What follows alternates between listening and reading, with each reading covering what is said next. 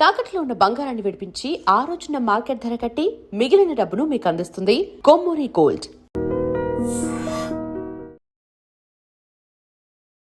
Hi, welcome to iDream. Cine ఇండస్ట్రీలో ఎంతమంది star హీరోలు ఉన్నా సూపర్ స్టార్ కృష్ణ గారి స్థానం మాత్రం ఎప్పటికీ ప్రత్యేకం. ఆయన చేసిన సినిమాలు, ఆయన బతికిన జీవితం, ఆయన చేసిన సాయాలు, ఆయన జీవితం అంతా కొన్ని కోట్ల మందికి ఇన్స్పిరేషన్గా నిలిచింది. అలాంటి కృష్ణ గారి గురించి ఎన్ని విషయాలు తెలుసుకున్నా ప్రేక్షకులకి ఎప్పటికీ ఇంట్రెస్టింగ్గానే ఉంటుంది, ఆదర్శంగానే ఉంటుంది.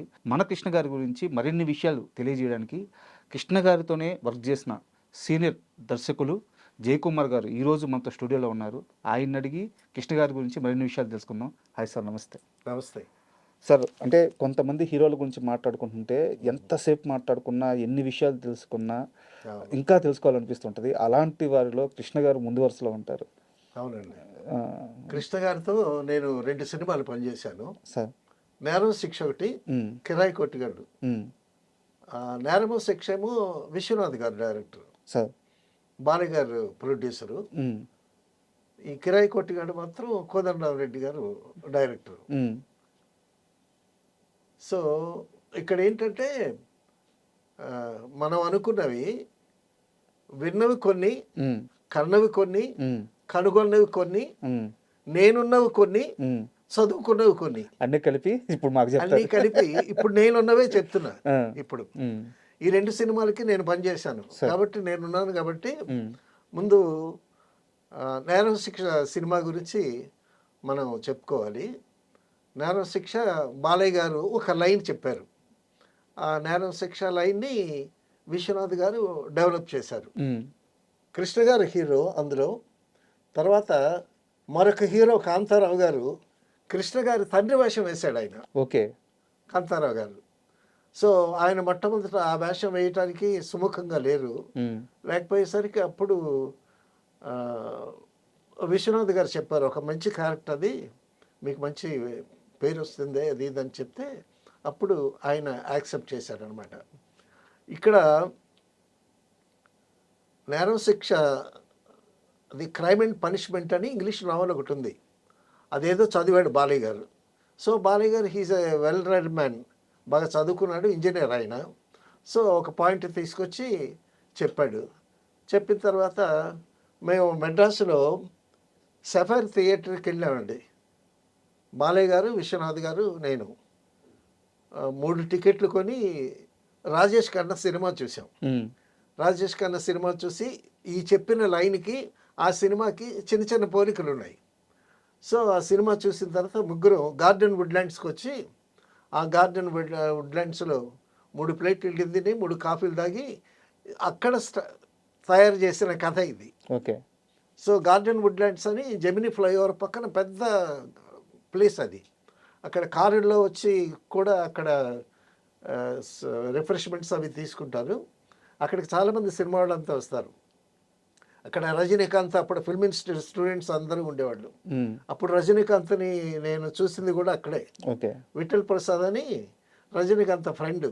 అప్పుడు కె విశ్వనాథ్ గారి దగ్గర నేను పనిచేస్తున్నాను కదా, కె విశ్వనాథ్ గారి దగ్గర అసిస్టెంట్ డైరెక్టర్ అని గొప్పగా పరిచయం చేశాడు విఠల్ ప్రసాద్ రజనీకాంత్ గారికి.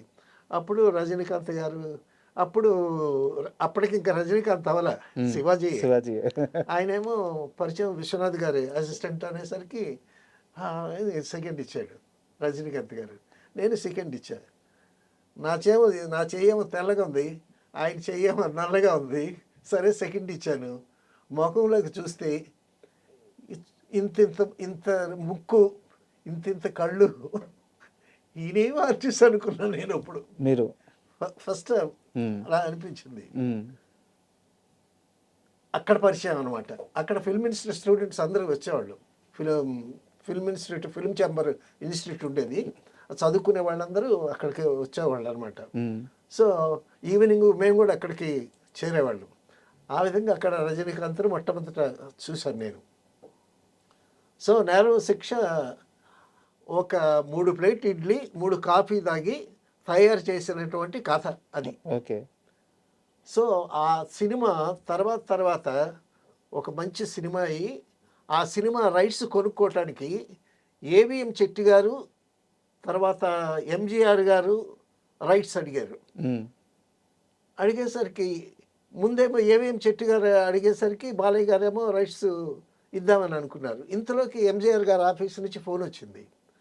ఫోన్ వస్తే ఎంజీఆర్ గారికి ఇస్తే ఎంజీఆర్ గారు యాక్ట్ చేస్తాడు, దానికి రేటు కూడా రైట్స్ బాగా వస్తాయి కదా, అందుకోసమని ఎవరికి ఇద్దామని ఆలోచించి మార్నింగ్ ఏవిఎంలోనే థియేటర్లోనే మార్నింగ్ ఏవిఎం చెట్టు గారికి షో వేసి ఈవినింగ్ ఏమో ఎంజీఆర్ గారికి షో వేశాం. ఉమ్.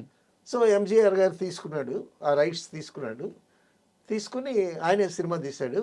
తర్వాత నేరం శిక్షలో బాలయ్య గారు ఒక క్యారెక్టర్ వేశాడు. సో ఆ క్యారెక్టర్ ఎవరు వేద్దాం తమిళ్లో అని ఎంజీఆర్ గారిని అడిగితే ఆయన అన్నాడు, అవరే పోడలామే అని అన్నాడు. బాలయ్య గారు వేసిన వేషం బాలయ్య గారినే వేయమన్నాడు ఆయన. ఉమ్. సో బాలయ్య గారు ఆ విధంగా తమిళ్లో యాక్ట్ చేశాడు. సో ఆ రైట్స్ మీద మంచి డబ్బులు వచ్చాయి. ఆ సినిమా కూడా 100 days ఆడింది. ఈ షూటింగ్ జరిగేటప్పుడు అంటే విశ్వనాథ్ గారు ఈయన లైన్ చెప్పినా దాని మీద వర్కౌట్ చేసింది మాత్రం విశ్వనాథ్ గారు చాలా బాగా వర్కౌట్ చేశారు. అందులో బాలయ్య గారేమో ఒక బ్లైండ్ క్యారెక్టర్. ఉమ్. బ్లైండ్ క్యారెక్టర్కి ఫైట్ పెడితే ఎట్టా ఉంటుందని ఎట్టేటోటి ఒక థాట్ వచ్చింది. బ్లైండ్ మ్యాన్కి ఫైట్ చేశాడు అనుకోండి, ఈ కర్ర పట్టుకొని అటు ఇటు ఏది కనిపిస్తే అది కొట్టేస్తూ ఉంటాడు. సో బ్లైండ్ మ్యాన్కి ఫైట్ పెడతాం ఇందులో అని చెప్పి బాలయ్య గారు అన్నారు. అదే వీధిలో ఒక సినిమా ఉంది, అది మేము మనుషులమని కృష్ణరాజు గారి హీరో, వాసంతి ప్రొడ్యూసర్ ఆ సినిమాకి. అందులో ఎస్వి రంగారావు బ్లైండ్ మ్యాను, వాళ్ళు బ్లైండ్ ఫైట్ పెట్టారు ఎస్వి రంగారావు గారికి. నేను చెప్పాను, సార్ అక్కడ వాసంతి గారి సినిమాలో కూడా ఎస్వి రంగారావు బ్లైండ్, ఆ బ్లైండ్ మ్యాన్ ఫైట్ పెట్టారు అది ఇది అన్న. అనేసరికి వాళ్ళు పెట్టారా, అయితే వాళ్ళు పెట్టారని మనం పెట్టామనుకుంటామేమో అని, ఏం పర్వాలేదు, గ్రేట్ మెన్ థింక్ అలైక్ అని చెప్పి విశ్వనాథ్ గారని మొత్తానికి బ్లైండ్ ఫైట్ పెట్టాం. ఆ ఫైట్ కూడా చాలా బాగా వర్కౌట్ అయింది.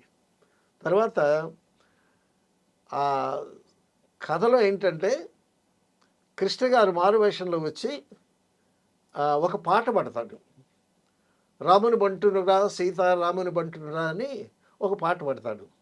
ఆ పాట పాడేటప్పుడు ఏంటంటే కొంతమంది జనాలు కొంతమంది ఉండాలి. అందులో కాస్త మేజర్గా ఉండటానికి ఒక 6 ఆర్టిస్టులు కావాలి. ఆ 6 ఆర్టిస్టుని సెలెక్ట్ చేస్తున్నాను నేను. సెలెక్ట్ చేస్తుంటే ఒక 5గురిని సెలెక్ట్ చేశాను, 6వ వ్యక్తిని సెలెక్ట్ చేయాలి. ఇంతలోకేమో ఒక అతనేమో సార్ సార్ సార్ నన్ను సెలెక్ట్ చేయండి సార్, నన్ను సెలెక్ట్ చేయండి సార్, నేను చేస్తాను సార్, నేను చేస్తాను సార్ అని అంటున్నాడు. అతను నారాయణమూర్తి, మన నారాయణమూర్తి గారు. నారాయణమూర్తి గారు అబ్బా. సార్ సార్ సార్ అని అన్నాడు. నేను ఎవరిని సెలెక్ట్ చేయాలని చూస్తున్నాను. ఇతను ఆడటం చూసి sir sir sir sir sir లేదు సార్ అని అన్నాడు. అని అంటే అయ్యో పాప అంత ఓపెన్గా అంటున్నాడని, అంటే ఇలా అంటే ఫుడ్ లేదని బా అనేసరికి నాకు జాలేసి అతను సెలెక్ట్ చేశాను. సెలెక్ట్ చేసి బ్యాక్గ్రౌండ్లో పెట్టాను అనమాట. బ్యాక్గ్రౌండ్లో పెట్టిన తర్వాత కృష్ణ గారు డిస్గైజ్ మారువేషం వేసుకుని వచ్చి అక్కడ కొన్ని క్యారెక్టర్స్ని టీచ్ చేస్తూ ఒక పాట పడతాడు. ఈ నారాయణమూర్తిని వాళ్ళందరినీ వెనక్కి పెట్టాను అనమాట. ఈ కృష్ణ గారు రాముని బంటునురా సీతారాముని బంటునురా అని ఎగిరి డ్యాన్స్ చేస్తూ ఉంటాడు చాలా వైల్డ్గా. చేస్తూ ఉంటే బ్యాక్గ్రౌండ్లో నారాయణమూర్తి కృష్ణ గారి కన్నా ఎక్కువ యాక్ట్ చేసేస్తున్నాడు. యాక్ట్ చేసేస్తున్నాడు. విశ్వనాథ్ గారేమో వాడు ఎవడా వెనకతలు యాక్ట్ చేస్తున్నాడు, కృష్ణ గారి కన్నా ఎక్కువ యాక్ట్ చేస్తున్నాడు, వాడిని నటించొద్దని చెప్పు అని అంటే అప్పుడు వెళ్ళి, బాబు మీరు చూస్తూ ఉండాలి, ఆయన చేస్తూ ఉంటే చూసి సంతోషంగా హ్యాపీగా చూడటం అంతేగాని మీరు రియాక్షన్స్ అవన్నీ ఏమొద్దు, అందులో ఆయన యాక్షన్స్ ఎలా ఉంటాయి చాలా వైల్డ్గా ఉంటాయి కదా. ఆ విధంగా అప్పుడు నారాయణమూర్తిని చూడటం అనమాట. అంటే ఇక్కడ ఒక చిన్న డౌట్ గురువు గారు, చెప్పండి. కే విశ్వనాథ్ గారు అంటే ఆయన చాలా పర్టికులర్గా ఉంటారు సెట్. ఆయన స్క్రిప్ట్ విషయంలో కానీ చాలా నీట్గా క్లీన్గా క్లీన్ పెడతా ఉంటారు. బట్ కృష్ణ గారితో ఆయన అసోసియేషన్ కానీ ఆయన వర్కింగ్ స్టైల్ కానీ ఎలా ఉండేది, వాళ్ళిద్దరూ ఎలా కలిసి పనిచేసేవాళ్ళు? ఇప్పుడు తేనె మనసుల్లో ఇంట్రడ్యూస్ అయ్యారు ఉమ్, కృష్ణ కృష్ణ గారు. గారు. అంతకుముందు 11 ముందు కూడా చిన్న వేషం వేశాడు ఆయన. ఉమ్, ఆ చిన్న వేషం వేసి తర్వాత తేనె మనసులు సినిమాకి ఇంటర్వ్యూ చేసేటప్పుడు కృష్ణ గారు సెలెక్ట్ అయ్యారు. కృష్ణ గారు, రామ్మోహన్, సుకన్య, మరొక హీరోయిన్, మొత్తం నలుగురిని వాళ్ళందరినీ బాగా రుద్దింది విశ్వనాథ్ గారే. ఉమ్, అక్కడ ఆదుర్తి సుబ్బారావు గారు ఫ్రీ హ్యాండ్ ఆయనకి, ఉమ్, విశ్వనాథ్ గారికి. సో వాళ్ళ చేత రిహార్సల్స్ చేయించటం, డైలాగులు ప్రాక్టీస్ చేయించటం, ఆ మూమెంట్స్ అవన్నీ విశ్వనాథ్ గారు చూసేవాళ్ళు. ఆదుర్తి సుబ్బారావు గారు సూపర్విజన్ అనమాట. తర్వాత వీళ్ళందరికీ ట్రైనింగ్ ఇచ్చిన తర్వాత వీళ్ళు ఆదుర్తి సుబ్బారావు గారితో కాస్త ఫ్రీగా మూవ్ అవటం కోసం వాళ్ళని బీచ్కి తీసుకెళ్ళటం, ఉమ్, సో ఒక రిసార్ట్కి తీసుకెళ్ళటం, ఆ విధంగా వాళ్ళతో బాగా కలిసి తిరిగారు. ఎందుకంటే యాక్ట్ చేసేటప్పుడు ఆ ఫ్రీడమ్ కోసం అనమాట. ఉమ్, ఉమ్, సో అక్కడి నుంచి తేనె మనసు నుంచి పరిచయం విశ్వనాథ్ గారితో. కరెక్ట్. ఉమ్, ఆ పరిచయం అయిన తర్వాత తేనె మనసులు రిలీజ్ అయింది, బ్రహ్మాండంగా ఆడింది. ఆ తేనె మనసులు చూసిన వాళ్ళందరూ రామ్మోహన్ చాలా బాగున్నాడు, దేవానందలాగా ఉన్నాడు, రామ్మోహన్ పైకి వస్తాడు అని అనుకున్నారు. ఉమ్, ఆ ఆ తర్వాత విశ్వనాథ్ గారు డైరెక్టర్ అయిన తర్వాత, ఆత్మగౌరవం అయిపోయిన తర్వాత రెండో సినిమా రామ్మోహన్ హీరోగా పెట్టి చేశారు, ఉమ్, ప్రైవేట్ మాస్టర్ అని. అది సరిగ్గా ఆళ్ళ. అయితే వస్తాడనుకున్న రామ్మోహన్ కన్నా కృష్ణ గారే బాగా సూపర్ స్టార్ అయ్యారు. సూపర్ స్టార్ అయ్యారు. కృష్ణ గారు సినిమా తేనె మనసులు, కన్నె మనసులు, తర్వాత మూడో సినిమా అనుకుంటా గూఢచారి 116. బా. గూఢచారి 116తో మంచి ఎడ్యుకేట్. ఇప్పుడు అసలు కృష్ణ గారి సినిమా ఆయన మొట్టమొదటి పాట క్లిక్ అయిన పాట ఏంటంటే, అందులో నేను అనుకుంటా గుంతలకడే గుంతలకడే గుమ్మ గుంతలకడే గుమ్మ అరే గుంతలకడే గుంతలకడే గుంతలకడే గుమ్మ అని ఆ పాట అవును. వస్తూ ఉంటే భలే హుషారుగా ఉండేది ఆ పాట. తర్వాత మా ఫ్రెండ్ జి ఆనంద్ శ్రీకాకుళంలో ఈ కచేరీలో పాడుతూ ఉంటే భలే ఎంజాయ్ చేసేవాళ్ళం మేము. ఉమ్, సో ఆ పాటతో బాగా ఫస్ట్ సాంగ్ ఆయనతో క్లిక్ అయింది అనమాట. ఈ నేరం శిక్ష చాలా బాగా ఆడిందండి, 100 days ఆడింది. తర్వాత నేను చేసినటువంటి సినిమా కిరాయి కోటిగాడు. ఉమ్, కిరాయి కోటిగాడు క్రాంతి కుమార్ గారి సినిమా, కోదండరామరెడ్డి డైరెక్షన్. కోదండరామరెడ్డి గారి మూడో సినిమా ఇది. ఓకే. కోదండరామరెడ్డి గారి ఫస్ట్ సినిమా సంధ్య, రెండో సినిమా న్యాయం కావాలి, మూడో సినిమా కిరాయి కొట్టుగాడు. ఉమ్, నేను సినిమా అయిపోయిగానే గుంటూరు వెళ్ళి మళ్ళీ వస్తూ ఉంటా. ఫ్యామిలీ గుంటూరులో, నా వైఫ్ అక్కడ జాబ్ చేస్తూ ఉంటుంది. సో నేను గుంటూరు నుంచి రాగానే క్రాంతి గారేమో, ఏమయ్య పామ్గ్రావ్ హోటల్లో 501లో సత్యానంద్ గారు ఉన్నాడు, ఆయన వెళ్ళు కథ చెప్తాడు, కథ వినరా అని అన్నాడు. ఉమ్, అని అంటే కారు వేసుకుని వెళ్ళి సత్యానంద్ గారి దగ్గరికి వెళ్ళి కూర్చున్నాను. ఆయన కథ చెప్పాడు. కథ చెప్తే ఇద్దరు రౌడీలు, వాళ్ళ బ్యాక్గ్రౌండు, వాళ్ళు కలవటం, కొట్టుకోవటం, ఇదంతా కథ చెప్తున్నాడు. చెప్తుంటే నాకు పెద్దగా రుచించలేదు. ఉమ్, ఇంతలో క్రాంతి గారు వచ్చారు. ఏమైనా కథ ఎలా ఉంది అన్నాడు. అని అంటే, సార్ నేను హడావిడిగా వచ్చేసానండి, గుంటూరు వెళ్ళి రావాలి మళ్ళీ అన్న. అనేసరికి లేకపోడు, కథ ఎలా ఉందంటే గుంటూరు వెళ్ళి వస్తానంటావేంటి అని అడిచాడు ఆయన. అని తర్వాత నాకు ఏమో ఎక్కలేదండి కథ అది ఇది అన్నాను. సో నాకు నిజంగా పని ఉంది, గుంటూరు వెళ్ళి వచ్చా. ఉమ్, గుంటూరు వెళ్ళి రాగానే మళ్ళా క్రాంతి గారు 501లో రూమ్లో ఉన్నాడు సత్యానంద్, కథ చెప్తున్నాడు వెళ్ళిరా అని. ఉమ్, సరే వెళ్ళేసరికి సత్యానంద్ గారు కథ చెప్పారు. ఏంటి, ఒక అబ్బాయి ఒక అమ్మాయిని రేప్ చేశాడు. ఉమ్, రేప్ చేస్తే ఈ అమ్మాయి ఎదురు తిరిగి కోర్టు ఎక్కింది అన్నాడు. అనేసరికి అలా ఉండాలండి కథ అన్నాను నేను.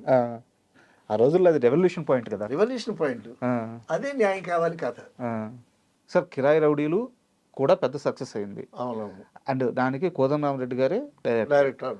కానీ కోదండరామరెడ్డి గారితో కృష్ణ గారి రిలేషన్ ఎలా ఉండేది? ఎందుకంటే చాలామంది ఖైదీ సినిమా కూడా ఫస్ట్ కృష్ణ గారికే కోదండరామరెడ్డి గారు తీసుకెళ్లారని, అవునవును, కృష్ణ గారు అంటే కోదండరామరెడ్డి గారికి అంత ఇష్టం అని చెప్పి చెప్తూ ఉంటారు. అవును. వాళ్ళిద్దరు రిలేషన్ ఎలా ఉండేది? కృష్ణ గారు కోదండరామరెడ్డి గారి రిలేషన్ చాలా బాగుండేదండి.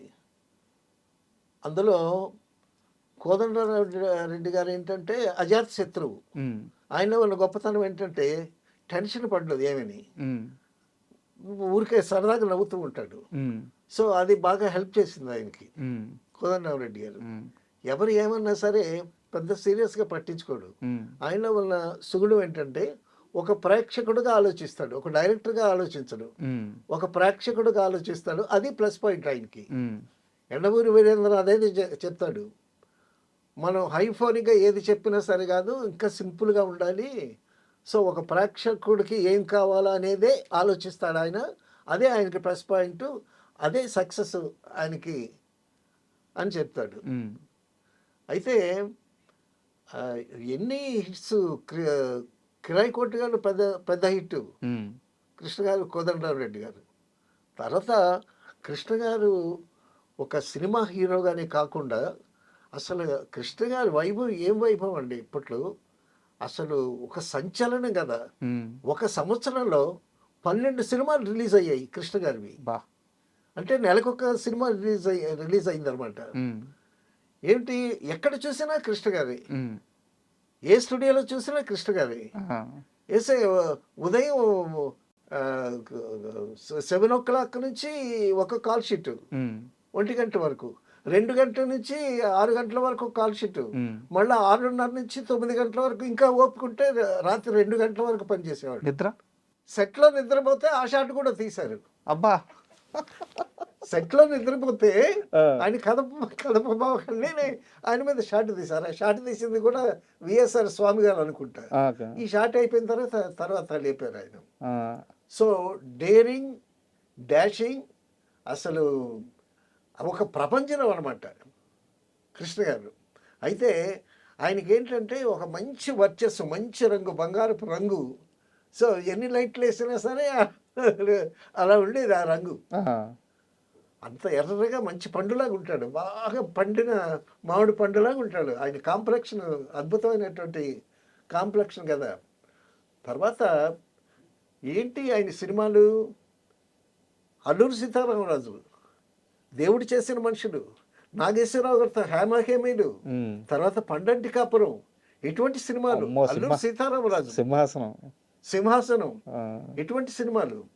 అయితే ఈ ఎన్ని సినిమాలు తీసినా, ఎంత చేసినా కూడా తర్వాత ఆయనకి ఈ రిలీజులు, కలెక్షన్స్, ఇవన్నీ ఫింగర్ టిప్స్ మీద ఉంటాయి ఆయనకి. అవునా?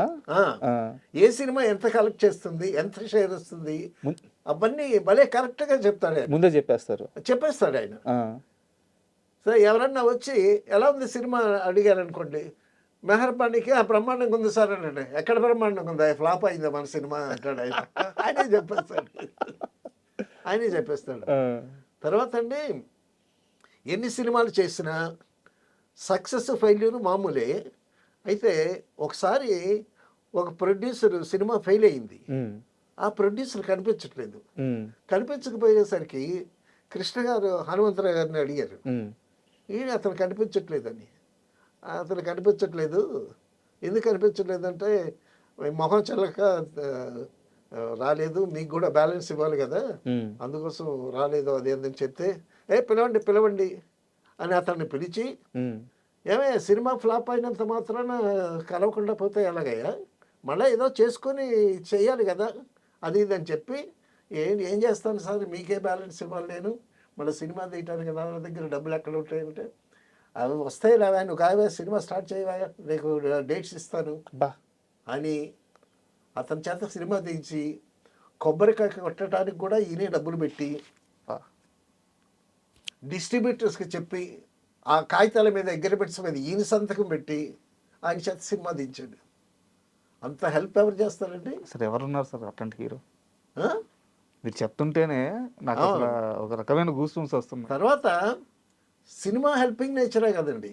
నాకు పర్సనల్గా ఒక హెల్ప్ చేశాడు ఆయన కృష్ణ గారు. సార్, నేను నంబూరు, గుంటూరు దగ్గర నంబూరు హై స్కూల్లో నా వైఫ్ జాబ్ చేస్తుంది. ఆవిడేమో సెకండరీ గ్రేడ్ నుంచి బీఈడీకి ప్రమోషన్ కావాలి అక్కడ.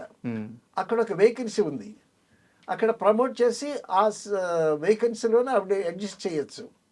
కానీ అక్కడ కొంచెం రాజకీయం చేసి అక్కడ హెడ్ మిస్ట్రెస్ ఒక ఆవిడేమో వేరే వాళ్ళని తెచ్చుకుందామని చెప్పి అక్కడ ప్లాన్ చేస్తున్నారు. అప్పుడు నేను ఇక్కడ కృష్ణ గారి దగ్గరికి వెళ్ళా, పద్మాల స్టూడియోకి వెళ్ళి నమస్కారం అన్నాను. ఏం పంతులు గారు ఏంటి వచ్చారన్నారు. ఏం లేదండి మీతో చిన్న విషయం మాట్లాడాలండి అన్నా. ఏంటి రండి అని అన్నాడు. అని అంటే వెళ్ళి మాట్లాడుతుంటే కూర్చోండి అన్నాడు. కూర్చున్నాను. సార్ నా వైఫ్ అక్కడ జాబ్ చేస్తుందండి, నంబూరు జిల్లా పరిషత్ హై స్కూల్లో సెకండరీ గార్డ్ పోస్టులో ఉంది. బీడీ పోస్ట్ ఒకటి అక్కడ ఖాళీ అయింది, అక్కడ ప్రమోట్ చేసి అక్కడే వేస్తే బాగుంటుందండి, అది మిమ్మల్ని అడుగుదామని వచ్చాను అని అన్నాడు. ఎవరికి చెప్పాలి అన్నాడు వెంటనే. అంటే జిల్లా పరిషత్ చైర్మన్ ఎడ్లపాటి వెంకట్రావు గారికి చెప్పాలండి, చెప్తే అయిపోద్దండి అన్న. అప్పుడు బంగారి ఇట్లా అని బంగారు గారిని పిలిచి ఎడ్లపాటి వెంకట్రావు గారికి ఫోన్ కలిపాను అన్నాడు. అనేసరికి ఆయన ఫోన్ కలిపి ఇచ్చాడు. ఇచ్చిన తర్వాత వెంకట్రావు గారు బాగున్నారా అని క్షేమ సమాచారాలు మాట్లాడిన తర్వాత, ఇక్కడ జయకుమార్ అని నా ఫ్రెండ్ ఒకడు ఉన్నాడయ్యా, ఉన్నాడండి అన్నాడు. జయకుమార్ అంటే ఆయన ఫ్రెండ్ అంట, నేను ఆయన ఫ్రెండ్ అంట. మా ఫ్రెండ్ ఒకటి ఉన్నాడు, అతని వైఫ్ నంబూరు జిల్లా పరిషత్ హై స్కూల్లో పనిచేస్తుంది, ఆవిడ బిఏ అక్కడ బీఈడి పోస్ట్ ఒకటి ఖాళీ అయింది, కాబట్టి ఈవిడ్ని ప్రమోట్ చేసి ఆ వేకెన్సీలోనే అడ్జస్ట్ చేయండి, మా ఫ్రెండే ఇతను అని చెప్పాడు ఆయన. అనేసరికి ఆయన ఓకే ఓకే ఓకే అని ఉంటాడు. ఇంకేంటండి రాజకీయాలు ఎలా ఉన్నాయి తనంలో అది ఇది అని ఏదో మాట్లాడారు. సరే నువ్వు వెళ్ళు అయిపోద్ది అని అన్నాడు. ఆ రాత్రి బయలుదేరి గుంటూరు జిల్లా పరిషత్ ఆఫీస్కి వెళ్ళేసరికి ఆర్డర్స్ రెడీగా ఉన్నాయి. బంగారం సార్ మనిషి, నిజంగా బంగారం ఆయన.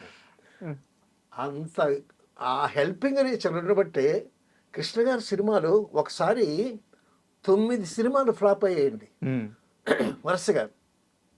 9 సినిమాలు ఫ్లాప్ అయితే ఇక ఇంట్లో ఒకటి చెప్పేశాడు, ఇక నా పని అయిపోయింది, ఇక ప్రొడ్యూసర్ ఎవరు రారు నా దగ్గరికి అది ఇదని సొంతంగా పిసి రెడ్డి గారు భరద్వాజ గారు మొత్తం డైరెక్ట్ గుర్తులేదు, ఆయన డైరెక్షన్లో ఈ సినిమా చేశాడు. ఆ సినిమా 100 రోజులు ఆడి మళ్ళా లేచాడు ఆయన. మళ్ళా లేచిన తర్వాత మంచి మనిషికి మంచిగా జరుగుతుంది, మంచి మనిషికి మంచి రోజులని అదే. తర్వాత అండి నిజంగా కృష్ణ గారి గుడ్ విలే మహేష్ బాబు గారు కూడా పనిచేసిందని చెప్పుకోవచ్చు. కరెక్ట్, డెఫినెట్గా ఆయన చేసిన పుణ్యమే కదా. అవును. తర్వాత ఏంటి, సినిమా స్కోప్ చేసింది ఆయనే, కలర్ సినిమా తీసింది ఆయనే. తర్వాత అల్లూరి సీతారామరాజు, ఎంతమంది ప్రొడ్యూసర్లు, ఎంతమంది డైరెక్టర్లు, ఎన్ని షూటింగ్లు, తెలుగు ఫిల్మ్ ఇండస్ట్రీని ఇలా ఎక్స్పాండ్ చేసి పారేశాడు. ఏం ఓడి వాడారు సార్. కరెక్ట్, నిజంగా అసలు ఎంతమంది బతికారు కృష్ణ గారి పేరు చెప్పుకుని. Sorry to interrupt you sir. అంటే ఆయన ఎదగడం కాదు, ఆయన ఎదుగుతూ పక్క తెలుగు సినిమానే లేపాడు ఆయన. అవును, టెక్నికల్ గా కానీ అన్ని ఆస్పెక్ట్స్ లో నిజంగా రియల్లీ గ్రేట్ పర్సన్. తర్వాత విజయ నిర్మల గారు ఒక పక్క డైరెక్షన్, పిసి రెడ్డి గారు ఒక పక్క డైరెక్షన్, భరద్వాజ్ గారు ఒక పక్క డైరెక్షన్, ఆర్టిస్ట్ బాలయ్య గారు ఒక పక్క డైరెక్షన్. తర్వాత ఆయనకు ఉండేటటువంటి మరి అల్లూరి సీతారామరాజు, రామచంద్రరావు గారు, ఇటువంటి ఎంతమంది డైరెక్టర్స్ చేశాడు, ఎంతమంది కెమెరామెన్లు, ఎంతమంది అసిస్టెంట్ డైరెక్టర్ అయితే గొప్పల. అల్లూరి సీతారామరాజుకి ఒక 12 మంది అసిస్టెంట్ డైరెక్టర్లు అండి. నేను కూడా అడిగాను, సార్ నేను చేస్తానండి అల్లూరి సీతారామరాజు మోన్ యాక్షన్ కూడా చేశాను, నేను చేస్తానండి అది ఇదేనంటే, ఇప్పటికే 12 మంది ఉన్నారు అని అన్నాడు ఆయన.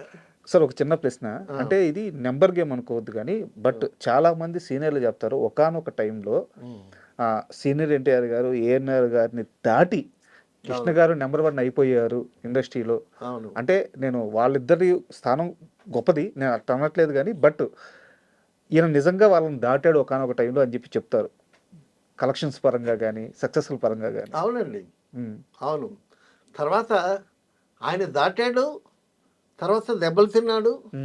ఇప్పుడు దేవదాసు ఎంత అద్భుతమైనటువంటి సినిమా అండి, ఎంత పేరు వచ్చింది నాగేశ్వరరావు గారికి. అవును, దేవదాసుని మళ్ళీ రీమేక్ చేయాలి అనేటటువంటి ఆలోచన రావటం, ఆలోచన వచ్చిన దాన్ని ప్రాక్టికల్గా పెట్టడం, ఎంత సాహసం అది. ఒక మొండి ధైర్యం. పోతే ఈయన దేవదాసు మీద నాగేశ్వరరావు గారు అప్పుడు అమెరికాలో ఉండి దేవదాసు రిలీజ్ చేయించాడు పోటీకి, సెకండ్ రిలీజ్. ఆ దేవదాసు మీద ఈయన దేవదాసు ఓడిపోయింది. ఓడిపోతే కొన్నాళ్ళు నాగేశ్వరరావు గారికి ఈయనకి మాటలు లేవు. అంటే మాట్లాడుకోవటం తటస్థపడలేదు. ఒకసారి ఏం చేశాడు, సడన్గా కృష్ణ గారు నాగేశ్వరరావు గారి దగ్గరికి వెళ్ళాడు. ఏంటి ఇలా వచ్చావు అన్నాడు నాగేశ్వరరావు గారు. అనేసి మీతో సినిమా తీద్దామని వచ్చాను అన్నాడు. నాతో సినిమా తీస్తావా? అవునండి మీతోనే సినిమా తీస్తాను అని హేమీలు సినిమా తీశాడు నాగేశ్వరరావు గారితో. అది పెద్ద హిట్గా, అది కూడా హిట్టే. తర్వాత రామారావు గారు దానవీరస్వర కథ తీస్తున్నాడు. అప్పుడు ఈయన ఏం చేసి కురుక్షేత్రం సినిమా తీశాడు. సో దానవీరస్వర ఆ సినిమా మీద ఈయన కురుక్షేత్రం పోయింది. అంటే మరీ అంత ఫ్లాప్ కాదు, పర్వాలా, దానంతా ఆడలే. ఈయన కొన్నాళ్ళు అయిన తర్వాత రామారావు గారికి కృష్ణ గారికి కొంచెం గ్యాప్ వచ్చింది. అయినా కూడా వెళ్ళి రామారావు గారి దగ్గరికి వెళ్ళి రామారావు గారితో దేవుడు చేసిన మనుషులు సినిమా తీశాడు. దానికి ముందు వెనక నాకు కరెక్ట్గా తెలియలేదు, కానీ రామారావు గారితో కూడా సినిమా తీశాడు. నాగేశ్వరరావు గారితో కూడా సినిమా తీశాడు ఆయన. అయితే మొత్తం సినారియాలో కృష్ణ గారు మనిషి ఎంత మంచోడో, ఎంత బంగారమో, ఆయన కోపం వస్తే ఆయన కోపం కూడా అంతే స్థాయిలో ఉంటుందని చెప్తారు. మీరు ఎప్పుడైనా ఆయన కోపాన్ని ఫేస్ చేశారా సెట్లో కానీ చూడడం కానీ? ఆయనకి కోపం వస్తుందన్న సంగతి నేను ఫస్ట్ టైం తెలుసుకోవటం. అవునా? ఆయనకి కోపం రావటం నేను ఎప్పుడు వినలేదు అసలు. ఏదన్నా వస్తే విసుక్కుని ఉంటాడు, తప్పించుకుంటాడేమో, కానీ బాగా అలగతారంటగా ఆయన. అలకలన్నీ ఇంట్లో ఉంటాయి. తర్వాత వర్క్ అండి. ఆయన అసలు ఖాళీగా ఉండటం ఆయనకి ఇష్టం ఉండదేమో. తర్వాత ఆయనకి ఏంటంటే పక్కన ఇద్దరు బ్రదర్స్ ఉన్నారు. రామలక్ష్మణులకి ఇద్దరు బ్రదర్స్ ఉన్నారు. రామలక్ష్మణుడు భరత శత్రుఘ్నుడు, వాళ్ళు నలుగురు అయితే వీళ్ళు ముగ్గురే. కాబట్టి వాళ్ళు కూడా కొన్ని చూసుకునేవాళ్ళు. తర్వాత ఎవరు వెళ్ళినా ఏ హెల్ప్ అడిగినా చేసేవాడండి కృష్ణ గారు. ఆ విషయంలో హీఈస్ వెరీ గ్రేట్. తర్వాత ఇండస్ట్రీలో కృష్ణ గారు దేవుడు దేవుడు దేవుడు అని అంటారు. ఈయన ఏలూరులో కాలేజీలో చదువుకునేటప్పుడు చాలా నెమ్మదిగా ఉండేవాడంట. వైట్ అండ్ వైట్ డ్రెస్ వేసేవాడంట. మనిషి ఎర్రగా ఉంటాడు, సార్ మంచి ఉంగరాలు జుత్తు అని కామ్గా ఉండేవాడంట. అప్పుడు ఆయనకి దేవుడు అని పేరు పెట్టారంట. అయితే అక్కడే వచ్చింది పేరు.